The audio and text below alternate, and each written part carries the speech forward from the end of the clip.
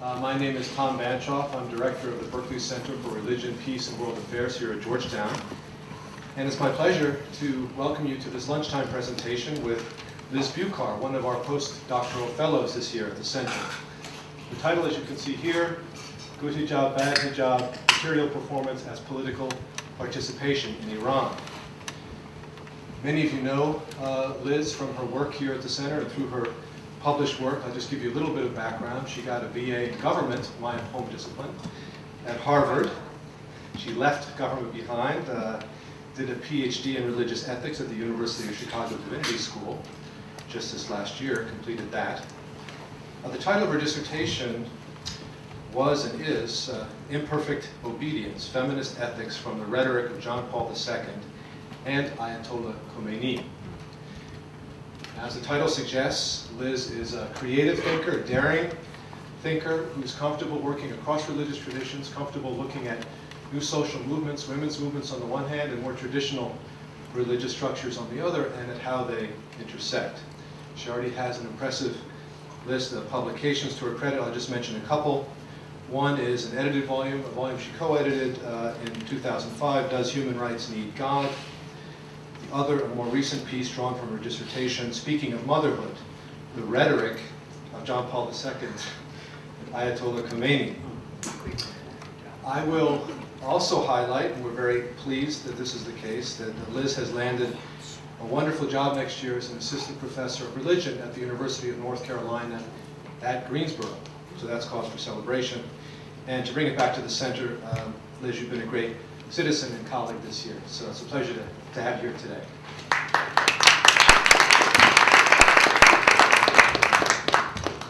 Thanks, Tom. That's all very nice to hear. I really have found a home at the Berkeley Center, so I'm sad to leave you all. It's been a great place to transition from being a grad student to being where I'm supposed to be now, which is a professor and more professional. So I appreciate the year to take that time and to do that work. All right, so the talk today, I want to get started because we'll start a little late. First of all, I want to thank Sarah because we walked into this room about an hour ago, nothing was set up, so she's been putting up tables and running around and saying things at the very last minute. So you can't tell that now, it looks beautiful, but I really want to thank her for all her hard work and getting this all to work, which we didn't know how to do, so hopefully it'll work. So the title today is Good Hijab, Bad Hijab, Material Discourse as Political Participation in Iran. And I should say that despite the topic of my talk today, I never meant for veiling to have any prominent place in my research or writing. In fact, it really doesn't. In a 400-page dissertation, there's maybe 10 pages on hijab. That's partly because I think there's been a lot of good work done on hijab, sort of complicating the assumption that it's about women's subordination or that it's antithetical to modernity, as well as work being done by Muslim women reinterpreting Quranic directives to veil. And so I thought just to work on veil, because I work on gender and Islam, was sort of to bind this Western obsession with the veil, not really anything new about what the hijab actually is or does or means. Okay, that being said, I've sort of been, that's been complicated by two really big important factors. One is I do work on gender and Islam, so everyone asks me about hijab. That's what everyone wants to know about, so I've had to talk about it. The second thing is that I found that when I went in the field in Iran, my own assumptions about the veil and what it meant and what it did and what it was were really affecting my ability to work with the women's movement to understand what was going on the ground. So these initial misunderstandings of the Iranian veil made me realize that not only do I have something I want to say about the veil's role in the moral life of women, which I do, but I also believe that veiling practices have something to teach the discipline of religious studies, or rather the misinterpretation has something to teach the discipline of religious studies. So these are my two tasks today. First, to explain the productive power of hijab in contemporary Iran by looking at two practices, and reflecting on hijabi lessons for religious studies. I traveled to Iran in 2004 to interview leaders of the women's movement about the effect of Khomeini's teachings on their current work. This is partly dissertation research. And one reason I did not plan to focus on the hijab was that I had assumed all the women I would speak to would consider compulsory veiling to be among the top violations of women's rights in Iran. Now, not only was this not the case, but I found that as a whole, leaders of the women's movement were very conservative hijab within the spectrum of Iranian hijabi practices. And to the extent that a countervailing practice or maybe movement does occur, it's practiced by Iranian youth without necessary political or feminist goals. So today I want to focus on two distinct cases of public hijabi practices, and so we can learn about their productive power, or their productive power of the veil in Iran. And I particularly want to investigate how the veil shifts political and ethical norms in post-revolutionary Iran, and even how the veil can teach us something about our own assumptions about proper feminist action. So there's already my first slide. Thanks, Sarah. So there are 4 articles of clothing that I just want to run through. So those of you who don't know about the Iranian sort of articles of clothing, I'll give you a little vocab.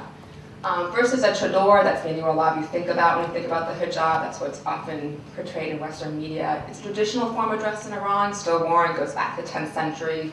It's basically a picture of a black piece of cloth, a semicircle, or like a twin flat sheet. That's all it really is. There's not any fastenings, there's not any pleating or anything. Women just drape it over themselves. It's held together, closed by hands, or as you can see, the one on the left, if her hands are full, you hold it together with your teeth. If you don't want to wear chador, Sarah, can you go to the next slide? Thanks. The options are to wear a manteau and some sort of head covering. The two most common, or the two that are important for today, are a magne or rusari. So all 3 of us in this picture, sorry that I'm in the pictures, are wearing a manteau. That's basically the coat-like thing that we're wearing. You see that they're very different lengths, different styles. It's basically an article of clothing meant to cover women's curvy bits, so disguise her shape. If you wear that, you have to wear a head covering. The 2 most common are a magne, which Ziba to my left and the blue is wearing. That's her hair is showing, but it can be a more conservative, or in terms of covering the head and hair sort of veiling practice, because it's just basically a piece of fabric sewn with one hole cut out, so all your neck is covered. If you don't want to wear that, you wear a form of rusari, which is just a scarf, different shapes, different sizes. The way you tie it sort of shows how fashionable you are, or what class you're from. So both me and Hanum Ahmadi are both wearing rusaris of different extents. Okay, so what I want to call good hijab for today is the wearing of a chador or an extremely conservative manteau, so something like what Ziba in the blue and black has on, which is dark, loose-fitting, and long, and a magne head covering, which encloses all the hair fitting snugly around the face. In contrast, bad hijab is the wearing of a manteau and a rusari, which are brightly colored or thin or tight or anything else that would draw attention to an individual woman. And it's important to note that bad hijab is actually not my invention, but it's a phrase used in the Iranian press to describe this sort of veiling. In Persian, those of Persian students who are here, bad means bad, hijab means hijab. So that bad hijab is actually a Persian phrase. You know the next, yeah, great. And so this is just to show you that these 2 forms of veiling do coincide. This is from 2005 in the winter, so after I was there. But they coincide on the same streets in the same neighborhoods. It also should be noted that by good and bad, I don't mean to judge one type of hijab as more or less Islamic or more or less pious. Rather, these labels are meant to convey how these performances are perceived by Iranians in Iran in relation to what is considered moderate hijab in urf, or custom. I'm just going to give you a tiny bit of background about hijab because it became an important symbol of national identity in the 1979 revolution, although it's contested prior to that throughout the 20th century. When thousands of chador-clad women took to the streets in part of the protest against the Shah. So here you have the image we saw a lot in the West of these sort of commando chadori-clad women. Now, public veiling became legally required in national laws within 4 years of the revolution, justified by the ethical teachings of Ayatollah Khomeini and other clergy, who argued that public unveiling under the Shah had been a cause for the immoral behavior, and that public reveiling would be a necessary condition of establishing an Islamic Republic. And currently, Article 638 of the Penal Code lays out the punishment for improper hijab as a fine, a jail sentence of up to 2 months, and 74 lashes. So that's currently on the books. Now, Khomeini is often credited, or blamed, depending on who you ask, by both Iranians and outsiders for the status of hijab in Iran. So look at his actual rhetoric on hijab, even if only briefly, is warranted. So take the example of a statement in a 1978 interview he made right before the revolution. In Islam, women must dress modestly and wear a veil, but that does not necessarily mean she has to wear the veil. wear the chador. Women can choose any kind of attire they like, so long as it covers them properly and they have hijab. Now note here how the public duty to veil is confirmed by Khomeini, even as the definition of proper hijab is never specified. And this reflects a similar ambiguity in the Quranic directives of veil, which either apply only to specific women, such as the Prophet's wives, or leave undefined the actual clothing women should wear to express this virtue, a virtue of modesty. And what becomes significant in the Iranian context is that the same ambiguity gets codified in national laws and local regulations, all of which require the use of public hijab, but which fail to explicitly define proper hijab. So for example, the penal code and those sort of regulations about hijab say you have to wear hijab according to Sharia. Okay, what the Sharia is made up, what a bunch of different jurists say the Sharia is made up of in fiqh, in Islamic jurisprudence, and they all disagree. They have different sort of concerns about hijab. Some will be concerned with poofy hair, some with shoes that make clicking noises, some with sequins, some with particular colors. So you get very uneven fiqh, and that gets sort of played out in local regulations, but there's no sort of federal regulation of what counts as proper or good hijab. So this means, despite the state imposition of veil, it remains unclear what form of clothing makes up proper hijab. And in other words, state-imposed hijab actually results in a freedom, mainly the freedom for each woman to choose a form of hijab. And I want to show today how the choice has resulted in this material practice having new productive powers within the Islamic Republic of Iran. So let's turn now to look at the good and bad hijab. Since I'm an ethicist, we'll start with the good. All right, this is Shayla Sharkat, who is the editor of basically the Ms. magazine of Iran, editor of Zana magazine, very sort of forward-thinking, radical feminist magazine. You can see here she's wearing pretty conservative hijab. During the series of interviews I conducted with various prominent leaders of the Iranian women's movement, one fact became clear. They wore, without exception, good hijab, what I'm calling good hijab. And when I asked about this practice, the women articulate two ways in which good hijab has productive powers in the Iranian context. First, it gives women access to traditional forms of government power, such as institutionalized offices.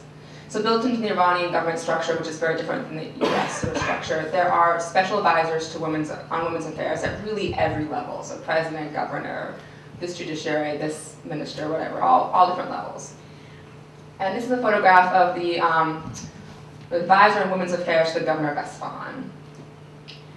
And within parliament judiciary, there's also this sort of special advisory roles for women. And when I spoke to women who hold these positions, they argued that good hijab was not only a requirement once they had the post, but also a prerequisite of getting appointed in the first place. Because the Islamic Republic is concerned with its own stability, and good hijab, especially in the form of a chador, like it's worn here, is historically linked to the revolution, because it was during that time, again, the hijab became a symbol of national identity. This form of dress materially demonstrates allegiance to the Islamic Republic. Now, in addition to women who hold government positions, the practice of good hijab is also common in civil society, and I found this practice actually the most surprising. So here's a picture as an example. That's me way in the back. You can barely see me. I'm wearing white next to a woman who's wearing red. Most other people in that room are wearing chador. And it doesn't look awkward to you. It felt very awkward to me, and this is what happened. I was invited to give a lecture at the governor's mansion in Isfahan, and I showed up wearing what I'd been wearing in Tehran in like Khomeini archives when I was doing sort of interviews, which is sort of like fashionable, but in this context, very bad hijab. Thinking that I'm meeting with the NGO leaders of Isfahan, they're all gonna be wearing trendy, hijab too. And they weren't, and I felt really, really, really uncomfortable.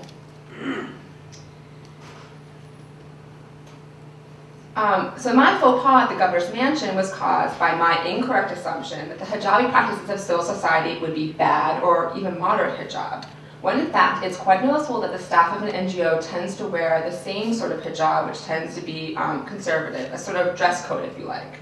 One of my favorites is the Family Planning Association Iran, which works on contraception, abortion, which are not really controversial issues according to the Republic, but also is now working on domestic violence, which is sort of more taboo.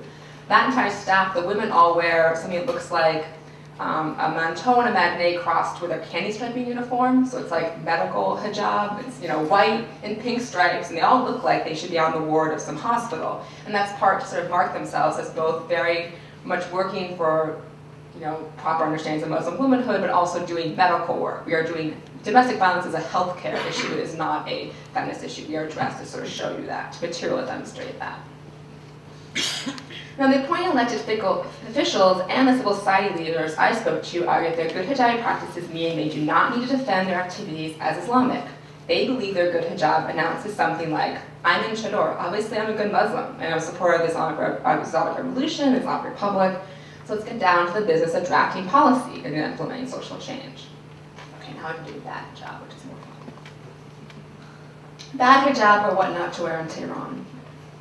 So alongside the black chadors and the medical magnates of good hijab, women wear capri pants and lime green mantos of bad hijab. And this practice is particularly common around Tehrani youth in the wealthy northern suburbs, whose who I'm going to focus on here today. Now, bad hijabi practices have been portrayed in the Western media as resistance to local Islamic norms through adoption of Western conceptions of beauty and sexuality into traditional practices of religious dress. And certainly to me, many forms of bad hijab did seem to imitate the pages of Vogue. So when I first saw this, I was like, oh cool, Joan Jett hijab or punk hijab. Particularly in fashion in 2004, were cowboy manteaus with like Western style stitching, military manteaus with buckles and like in khaki and fatigue, mod manteaus with white piping and sort of a Twiggy inspired silhouette, but a little bit longer and over panels. And this reflects the fact that most manteaus are imported from countries where the line between hijab and no hijab is not necessarily firm. So actually I saw a lot of things I had worn as hijab sold in Urban Outfitters as dresses and belts when I came back. But if bad hijab draws on Western fashion, this is something the young women are very strong about. If it draws on Western fashion, it does not merely imitate it, but rather it interprets it for an Iranian cultural context. The young women I spoke to insisted that their bad hijabi practices were not imitations of the West. You don't have hijab in DC, you don't have hijab in New York, but instead in the same way, but instead expressions of authentic indigenous street culture. And I want to argue that this type of bad hijab does something different in the Iranian cultural context or political context than good hijab does. In contrast to good hijab as a material demonstration of allegiance to the Islamic Republic, bad hijab is a demonstration of connection to non-Iranian or non-Islamic cultural productions. And this practice of bad hijab is not feminist in a liberal sense, because it does not necessarily change power dynamics between men and women. In fact, this is not one of the goals of these women. They're not wearing Joan Jett hijab for some sort of grand feminist expression. It's just because I think it's cool. It does not signal a movement of solidarity among women, which is how it's sometimes read. Rather, it allows for the public expression of individuality and calls attention to differences between women. This aspect of bad hijab becomes culturally significant, though, when a nation where 70% of the population is under 30. So 70% of the population under 30, those of you who don't know about Iranian, sort of the breakdown of ages. So that 70% of the population is under 30, and yet that same group has limited access to political offices and faces very severe employment shortages. So traditional forms of political power and economic power are closed to them, unlike the good hijabi women. But their form of dress is one way they are able to draw attention to themselves and exert influence in the public sphere. Now, a second impact of hijabi practices, or bad hijabi practices, is perhaps not intended by the young women. This is where it's important to get away from just what people say their bad hijab is about, to look at what its effect is. And this effect is actually observable, particularly to an outside observer. So take this hijab, this image. My Iranian companions, you can sort of see to the left in the black, were shocked by this woman's hijab. They were just shocked. And they insisted I take her photograph, which is, it was like 45 minutes of following her around the store trying to take a picture of her without her knowing they were taking a picture. And they didn't want to offend her. Well, you don't want your picture taken by an American anyway in Iran, so. But anyway, we got this shot by us, the best of the bunch that we got. And here's how they translated her dress. Hijabi u bebin, heli shurati. Or basically, look at her hijab. It's so slutty. And when I asked them what they meant, here's what they said. Her ankles are showing and her pants are rolled up. And they're made of denim, which is sort of very Western American, and tight. Her manteau is short, it's slit up the side, it's tight, it's made of thin material, and exposes the front and the back of her neck. And her rosari, just look at her rosari. It's folded in half so her hair sticks out in the front and the back, and it's tied so loosely that we can see all of her jewelry. Plus, her makeup is just caked on. So, despite my companion's reaction, or perhaps because of it, I want to argue this type of bad hijab, shurat or slutty hijab, transforms the understanding of proper hijab in Iran, that it has a real political oomph in Iran. On one hand, bad hijab shifts what is considered modern hijab, in urf, or in custom. My Iranian companions, as I said, were shocked, but look closely at the picture. Their ankles are also showing. Everyone's side-slit bangs were sticking out of their rosaris that day, and none of them would leave the house without mascara and foundation, eyeliner, and like lipstick, and they were shocked if I ever did. So I point out that my Iranian companions are hypocrites, but rather that extreme forms of hijab, or what are sort of seen as extreme forms of hijab, transform what's considered modern hijab in urf or in custom. And given the nature of Orf, this change is difficult to really quantify. But however, bad hijab has produced a similar transformation in law, which is easier to see. Now, as mentioned previously, the punishment for inadequate hijab in the Iranian Penal Code includes a fine, a jail sentence, and the 74 lashes, which I think in the West is a thing that sort of seems very extreme to us. But through their sheer numbers, bad hijabi women make enforcement of the letter of the law impossible. There are not enough policemen on a hot day in Tehran to arrest everybody wearing capri pants. Not to mention the sort of public outrage that would most likely result for getting 74 lashes for nail polish. And when arrests do occur, young women are for the most part released to their parents with a stern warning and a fine.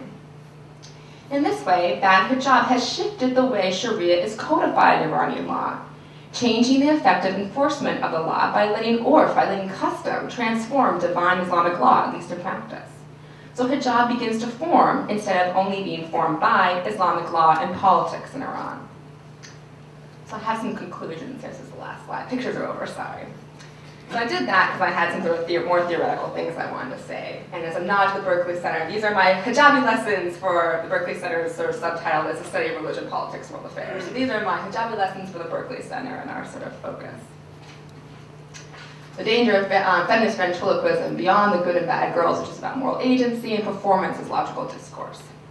So far I've attempted to demonstrate how even compulsory hijab in Iran has productive powers. And for that end, I sort of described the effects of two forms. So good hijab among the leaders of the women's movement allows them to participate in traditional forms of power, but at the same time it shifts those forms of power. And bad hijab among young women shifts the norms of what are considered adequate hijab in Orf and even Sharia by deploying what is perceived as a Western mode of slutty or sharati dress. In both cases, women have made a conscious choice about how to define hijab as a cultural representation and have thereby produced a significant discourse about the nature of the gendered moral life in the religious community in Iran and the political community. So I want to spend the remainder of my time thinking about the general hijabi lessons for sort of the cross-cultural study of religion and politics, because I think my initial misunderstanding of the hijab are actually symptomatic of a much larger problem among scholars of this topic, which is that we don't adequately evaluate the normative cultural assumptions that ground and are reproduced in our own disciplines or in our own work. And therefore, I want to conclude by taking a step back and exploring how good and bad Iranian hijab contributed to my own theoretical understanding of the study of women's political participation. So even though I don't really focus on hijab in my dissertation, my reaction and sort of thinking about my reaction has theoretically informed my work. So my three themes are kept here: this relationship between feminism and religion, adequacy of prominent models of moral agency, and the nature of moral discourse. So I'm going to start with what I'm calling here the danger of feminist ventriloquism. So part of my initial misunderstanding of hijab in Iran came from my prior feminist political commitments. Since I don't veil, and I live in a country you don't have to veil, having to veil in Iran seemed to me as a violation of freedom. And I expected Iranian women would behave as I would in that situation, throwing off the veil or resisting in subversive ways. But even when I moved past this presumption, I was still interpreting bad hijab, for example, as an imitation of Western dress, as Jonjet hijab, as the importation and adaptation of Western freedom in the Iranian context. But this meant I was learning from hijab, in essence, what I already knew. I was imposing my understanding of freedom on young women who perform bad hijab, sliding into a sort of academic ventriloquism, throwing my voice to the women I study, and finding that I become the subject of my own scholarship.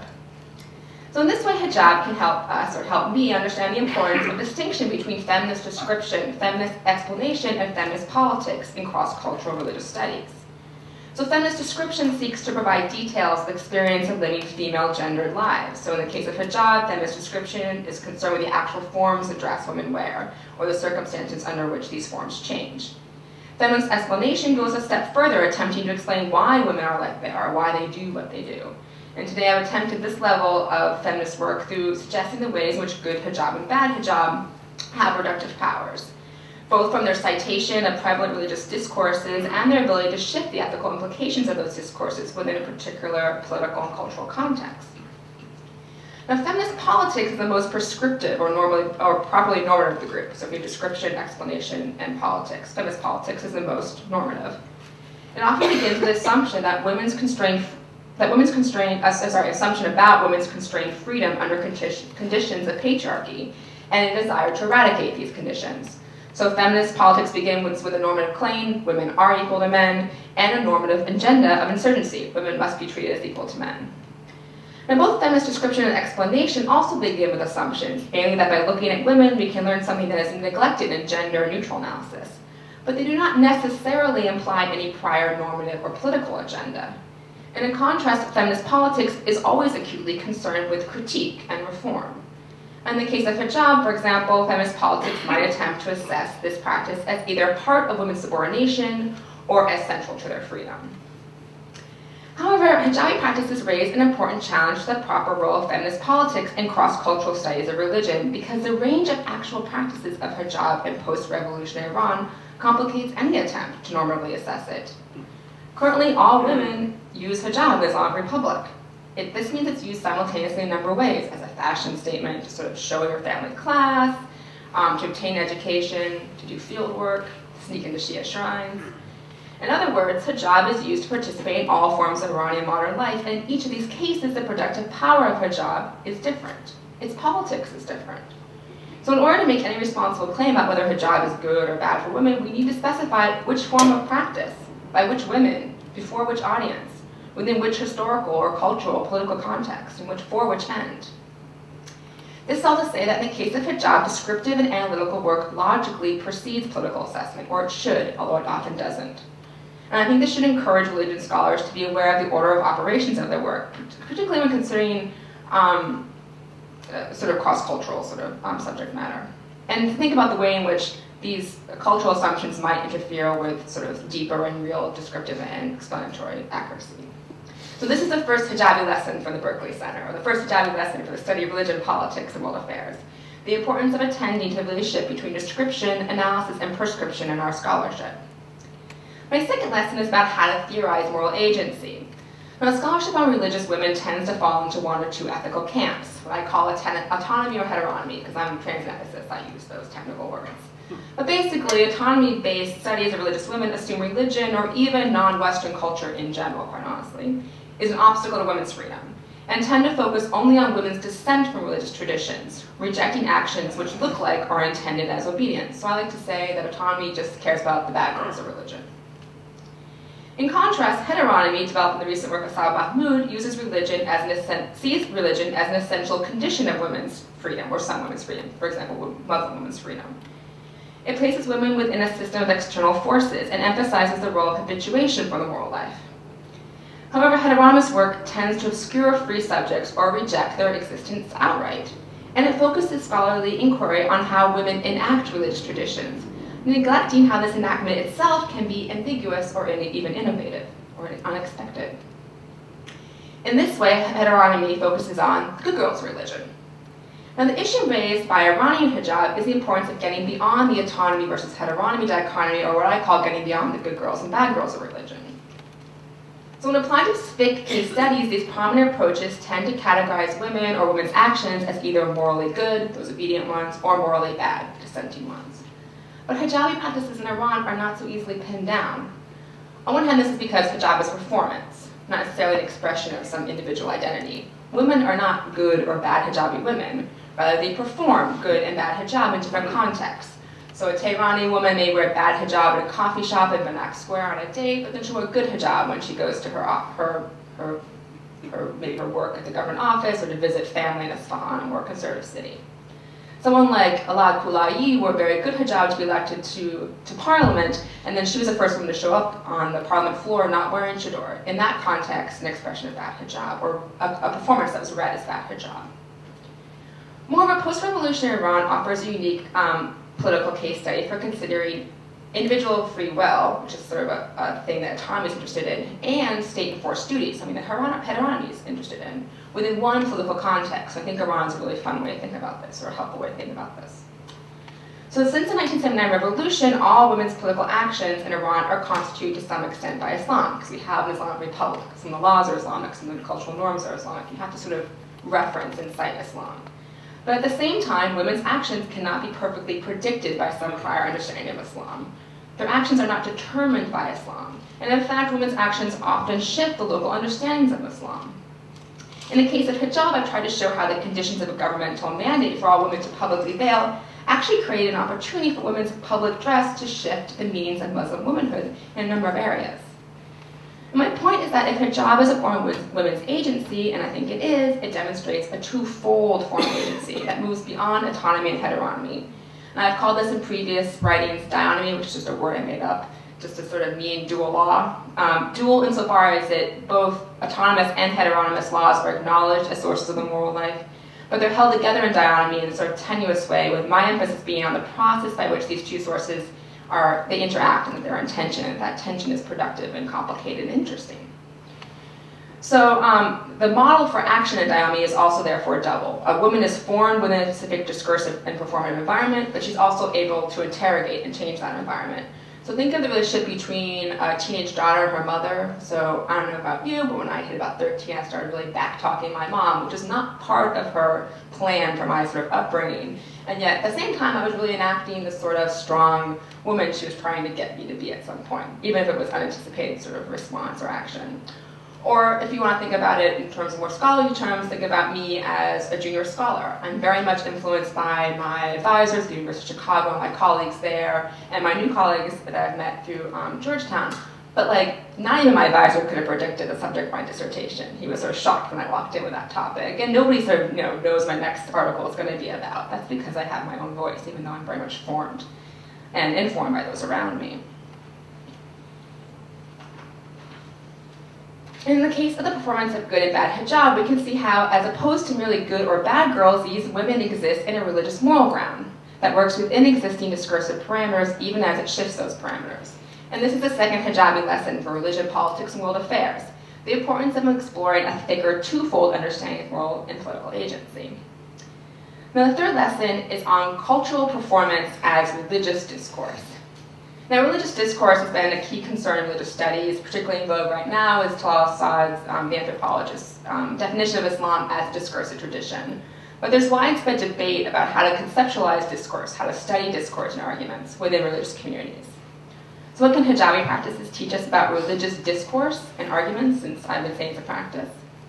Well, first, even by considering hijab as part of Iranian discourse, which I do, I have included performance within the category of religious discourse. My point is that religious discourse is not only found in text or in oral exchange. Performances can be religiously discursive. That is, they are part of a discursive tradition, insofar they are also in conversation with religious tradition. For religious ethics, my particular subfield of religious studies, this opens up an incredibly religious area of ethical investigation, particularly for Islam. For example, first by studying performance, I can expand my focus from the producers of formal ethical writings, the clerics or juridical class, so I don't have to look at just thick, to include laity as significant sources of ethical discourse. This is particularly important in the study of Islamic studies, as I said, which is overwhelmingly focused on the formal process and written records of Islamic legal jurisprudence, neglecting how common practices affect these legal judgments. Second, hijab as discourse encourages us to think about how performances can be arguments. Good hijab and bad hijab are not neutral. They make normative claims, such as assertions about the proper public roles of Muslim women in the content of these gender norms. I've already discussed what these arguments are, but I want a sort of further question is raised. We sort of think about arguments of hijab. How does hijab rationally argue? That is, what general strategies do performances used in attempts to persuade others? Can performances be understood to contain forms of practical justification? Is performance internally rational? So in short, my answer to this question is yes, performances like text build on a set of rational assumptions and attempts to persuade a given audience about what constitutes ethical or good or cool action in terms of the punk hijab. And I believe that investigating the rationality of performance is a new and rich area for research in religious studies.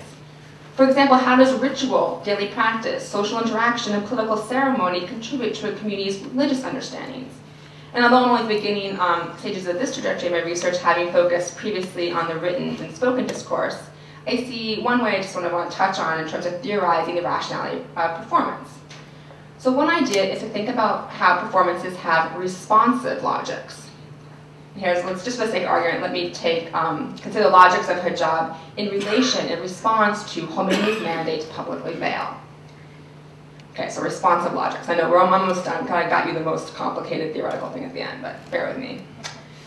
On one hand, all Iranian hijabi practices are based on the logic of completion, in which a logical gap is identified and resolved in response. So in the case of Khomeini's rhetoric on the duty to wear adequate hijab in public, when he doesn't actually define what an adequate hijab is, a logical gap is created.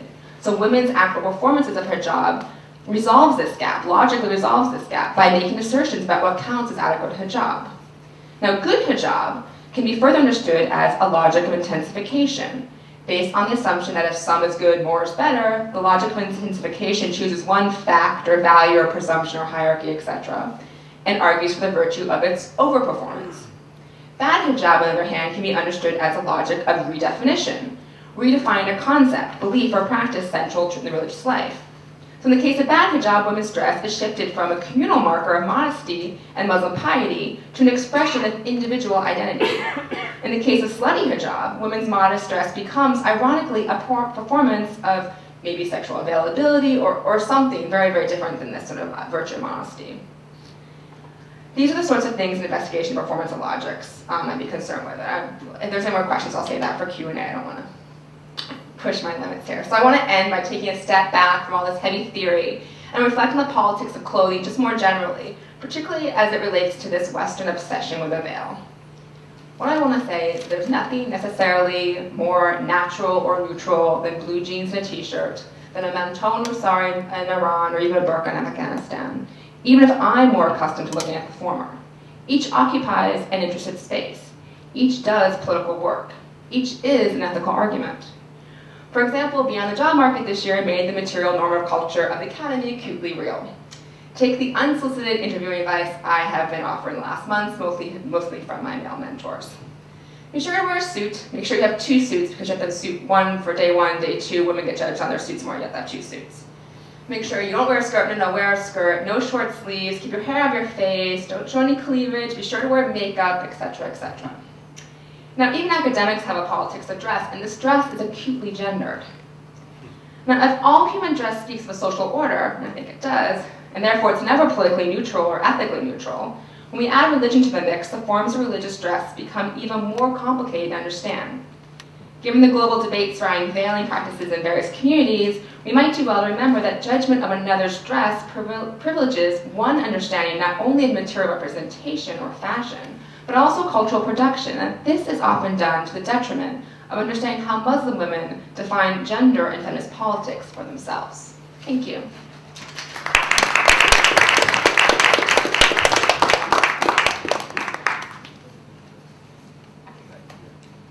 Okay. Liz is going to take control of the mic for the next part of the session. We've got maybe 20, 25 minutes for your questions.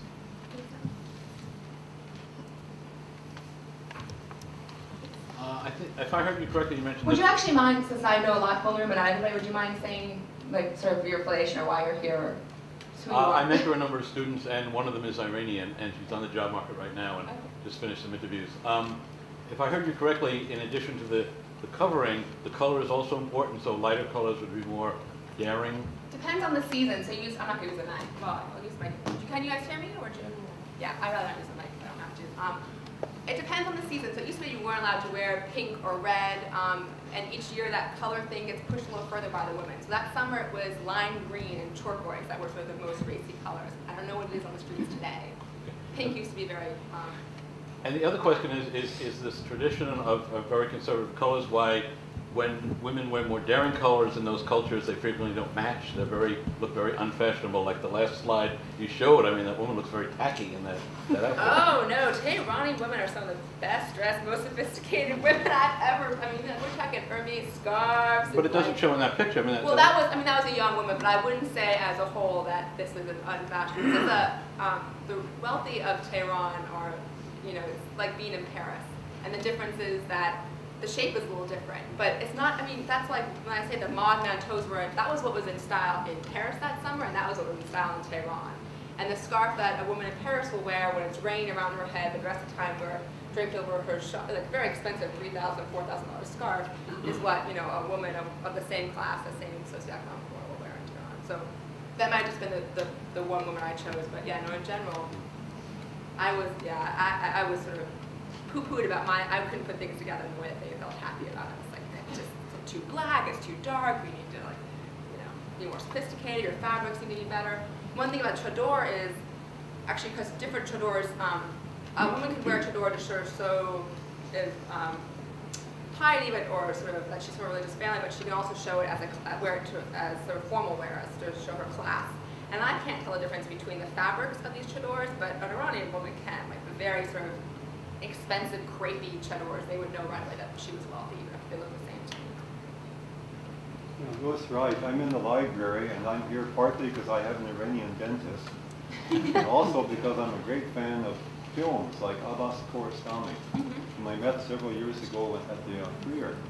What I'm wondering is his film 10, not the Bull Derrick film, but the Iranian 10, has a woman in Tehran driving around the city and picking about 10 people up.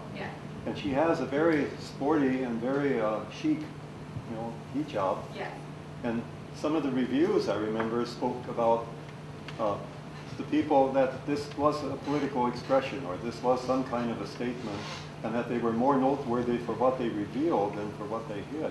I'm wondering, is this, what you have here, is this carried over, do you think, into the movies? And is this consciously played upon by some filmmakers? Yeah, so this film 10 is great. Actually, some of my students are here. I'm immersed in room and watch that in my class. It's a really great modern film in terms of getting a sense of what's going on with women in Iran, because she does drive around the city and sort of talks to different women.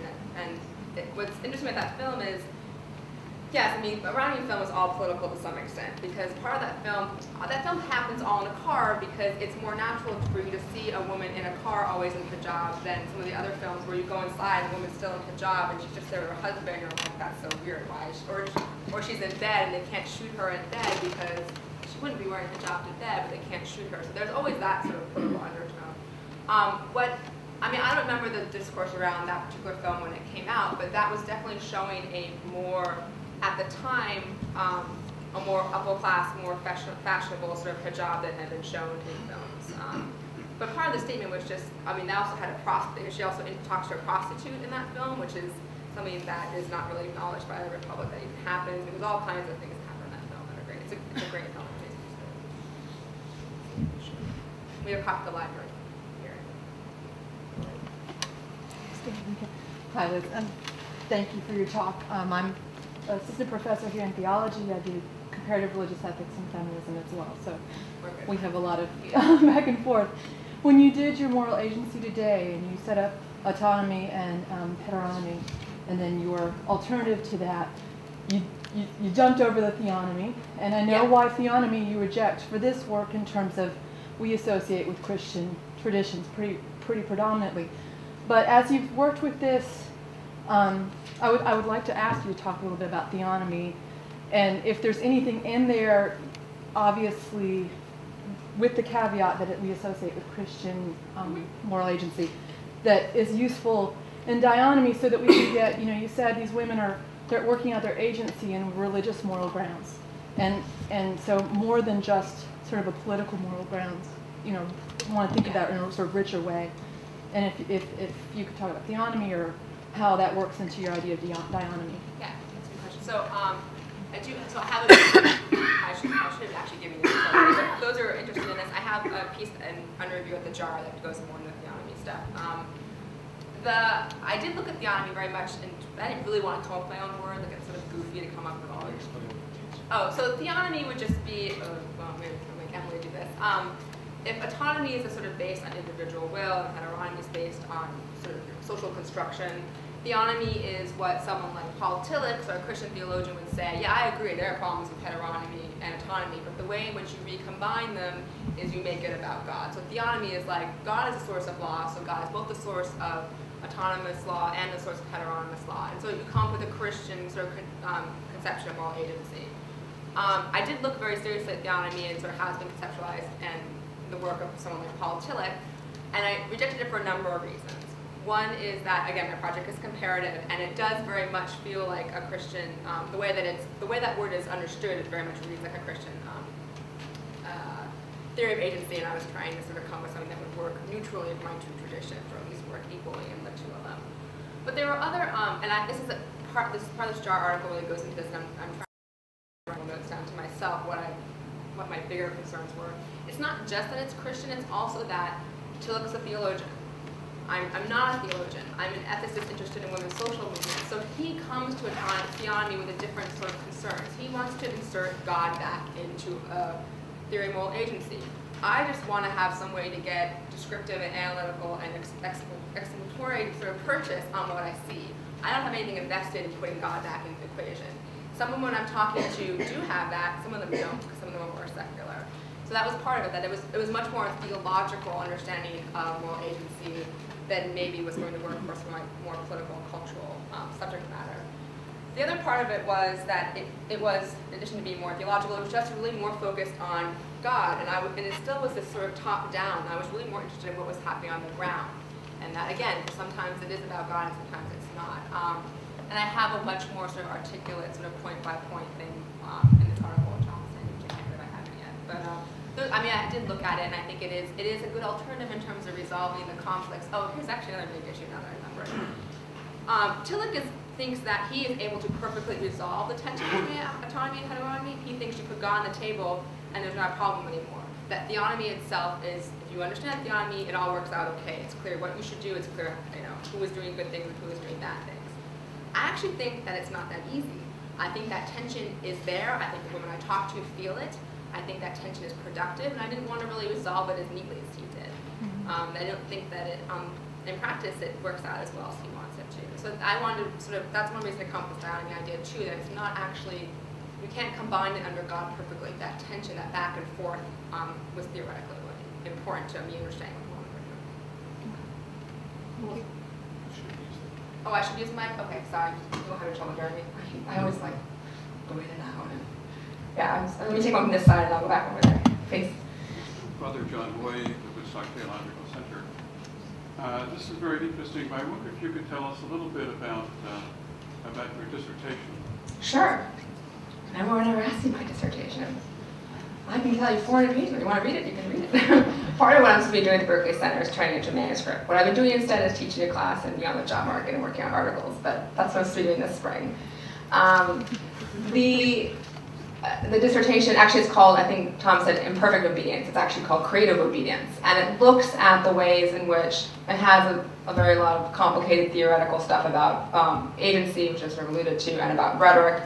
But basically it looks at the way in which women's social movements pick up and transform clerical rhetoric. So I'm using John Paul and Ayatollah Khomeini as two charismatic leaders who have locally, I'm looking at U.S. Catholic women and Iranian Shia women, and the ways in which both were sort of understood as leaders of women's movements in their communities, and a range from sort of conservative to more liberal. And looking at how, John Paul will talk about mothers this way, but the way in which it gets sort of picked up by women is a little different, and it sort of changes and shifts the moral content. Or also fun things like someone like Frances Kissling, who really doesn't agree with John Paul on anything in terms of reproductive rights, and yet you see ways in which she's citing logics of his rhetoric and her own rhetoric sort of in a surprising way. Or someone who thinks they're being perfectly obedient, someone like a Helen Hutchinson, who thinks that she's really affirming everything John Paul does. She makes the arguments differently. Maybe she'll make it more historically when he's making it more theologically, and how that actually shifts the content of that argument and shifts where it's sort of vulnerable to attack. So that's the bigger project, was looking at that, basically at the ways in which women are producers of the moral discourse and the ways in which they sort of creatively engage. That dissent, I think that we tend to look at, particularly in the Catholic context in the US, for example, we look at, again, the good girls and the bad girls. We'll look at people who are either pro-Vatican or anti-Vatican. I was more interested in looking at sort of shades of gray, how you can't just call someone obedient or dissenting, that there was more interesting things at play there. Question over here. Okay, I would like, my name is Dr. Mike, I'm a journalist from Slovakia, and I'm here because I don't know nothing about this.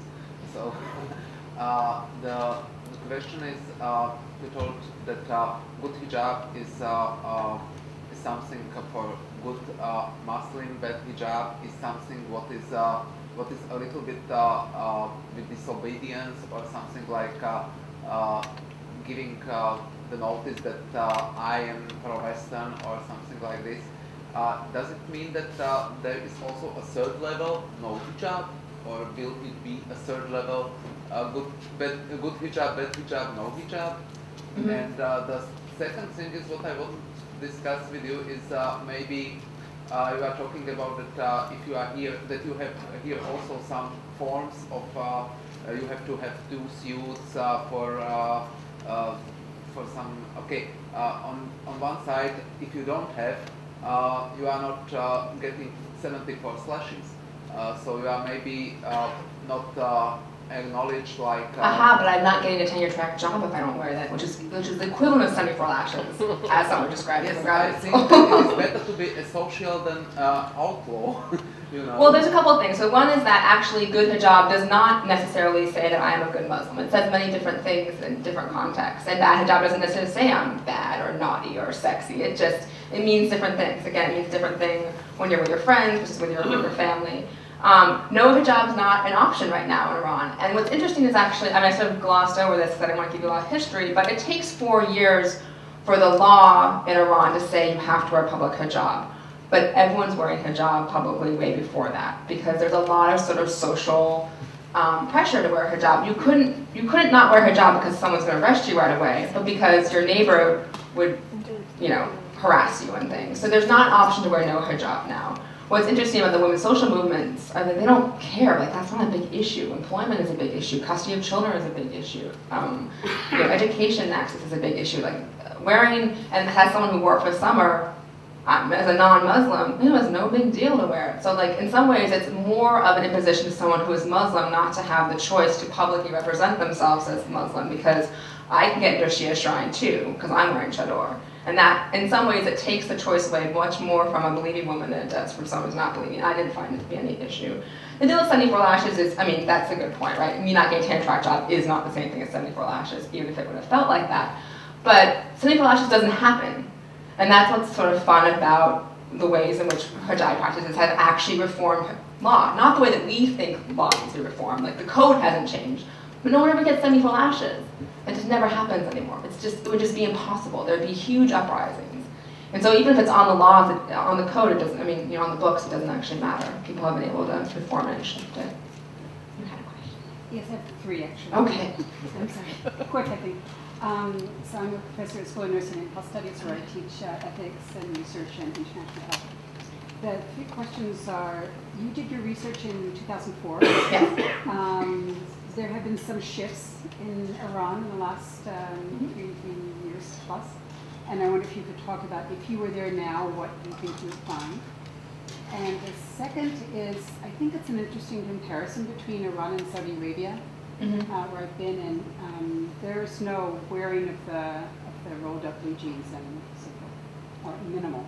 So I wonder if you could talk about those comparisons. And the third question actually relates to previous Pope, John the 23rd, and what happened with nuns wearing the veil. And the reason it struck me is that one of the women actually could have been a Dominican nun. And I wonder if you could speak to the removal of the veil from nuns, and if anyone has done any studies of that, and what they think about that in terms of church funding. Okay, I can do this all pretty quick. Well, the second one's easy. I don't know anything about Saudi Arabia veiling practices. It's something I'm interested in terms of like a future project, comparative work, because there's lots of Shias there too, so I'm always interested where there are Shias. And I often actually, this is one thing about the veil not being part of my dissertation, really, or part of my research, just a way for me to explain the theory, is that I didn't do any work, comparative work, sort of on nuns historically. I also work more contemporary, but I've had that mentioned a lot of times when I give a address to a group that people have sort of background in the Catholic tradition as well. And I think it'd be sort of fun. Also fun visually to sort of compare how very similar are these, and that might be helpful as a way to get us past this understanding this bad sort of thing, this foreign, this our fetish with the veil. If I was in Iran today, well, there's a reason I'm not in Iran today. It's very difficult to get a veil, to get a visa in Iran, to go to Iran right now. And things have shifted, but that being said, so like I don't know what the color is right now, for example, on the streets for veiling practices. Political things have shifted, but Iranian politics is very cyclical anyway. So, for example, someone said, did you hear about last year they arrested all these women for wearing hijab. Like, that happens every time it gets hot and the men's toes get shorter and thinner. They'll go around, they'll still arrest a bunch of people, there'll be a crackdown, then there'll be a liberalization, then there'll be a crackdown. This last week, a bunch of, I'm sure a bunch of people read, International Women's Day, a bunch of Iranian activists were arrested, one of which I worked with closely when I was there, who's one of the few who's still in prison.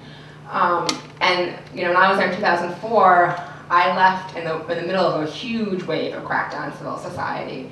And things have gotten worse for my friends in civil society under this administration.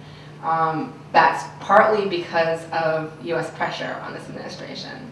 And things have certainly gotten worse for scholars in terms of trying to get back, because the way visas work for Americans is it depends on the foreign ministry in Iran. And when we're arresting diplomats in Iraq, it's really hard to make a case for I should go over and get to interview your minister or whatever. So yeah, I mean, it's very, very complicated. You have to sort of be on the ground. And another thing that's complicated in Iran is the press is so censored that you can be in Iran and not know what's going on. So a lot of stuff that I heard about when I was there was stuff that I would hear about through London contacts who had much more access to networks. That's one thing. Weblogs and internet are really becoming a way in which information is spread, although there's been big crackdowns in that as well, which I am working on. Any more question? Or not? Okay, thanks. Stay up here for a second. Thank you, Liz. That was a great talk. In my introduction, I didn't mention interdisciplinarity, but I think you got a great show of that with the mixture between culture, society, religion, and politics. Some theoretical talk, but always grounded in the empirical casework and some nice images to illustrate what you're doing. It's a tremendous project. Sorry? Yeah, I want to make a couple announcements about the events before I release you, events later this week.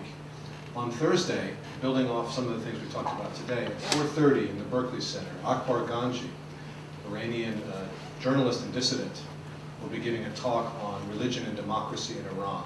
That's this Thursday at 4:30. Berkeley Center is 3307 M Street. You can also get that information on the Berkeley Center website. Later that evening is the beginning of a conference on religion and the global politics of human rights. Kenneth Roth, Executive Director of Human Rights Watch, is going to give a keynote at 7:30 in Copley Formal Lounge. And then we have a series of panels the following day on Friday. Again, I direct you to our website. Hope you can come and help to spread the word. In conclusion, let me thank you all for coming out. Let me thank Sarah for her heroic work in getting everything set up. And please join me again in thanking Liz for her presentation.